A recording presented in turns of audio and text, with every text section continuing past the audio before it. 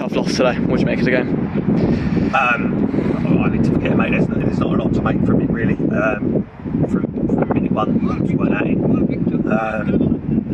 I don't know if the boys, I can't use excuses for seeing a lot of games at the time, but they've done the same. They just wanted it more, hungrier for it. First to every ball, second to everything, and just said to the boys in the change room, you go into games thinking, it's going to be easy and Tuesday or whatever, and actually you can't choose when to play and not to play. So if you're thinking a game starts well and they're playing better than us, and we think, right, we're going to up it.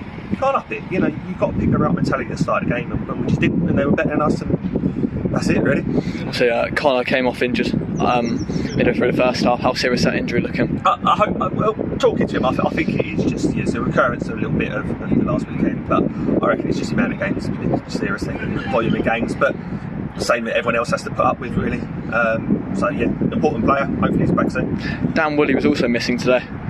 Same thing. Groin, mate, too much work. I know he's going to do a marathon as well, so that on top of football and the exercise, it's just too much in a short period of time. And boys now started picking up injuries, so it just shows that as they're getting older, they need to keep themselves fitter, exercise better, less being silly, stretching right and all the right things. So. Well, at the business end of the season as well, and you've got 4 games left.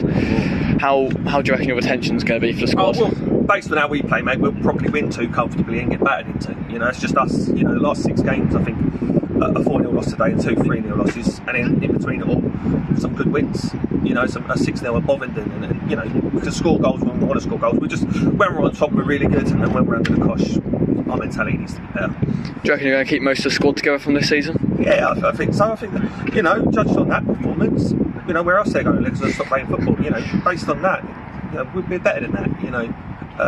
We've got to finish higher than we did last year, and surely the goal is to finish higher than that again the following year. So, hopefully that's the mentality. Bad loss today, but we'll see how we go. You're at Callington on Tuesday, then MCARISH on the Saturday. 2 very, very tough games back to back. Yeah. How are you prepping for that? Both away. There's not a lot you can do. It's a prep rise. All you can do is say to the boys, go and rest. Can't train. It's difficult to fit in a training session, especially when you're playing Tuesday, and the boys are already tired, so you won't be doing a lot. So it's literally about the boys looking after self, make sure they're doing right, make sure they exercise right, just keep yourself fit and hopefully again on Tuesday. Obviously you lost today, but could you give a top performer for the game?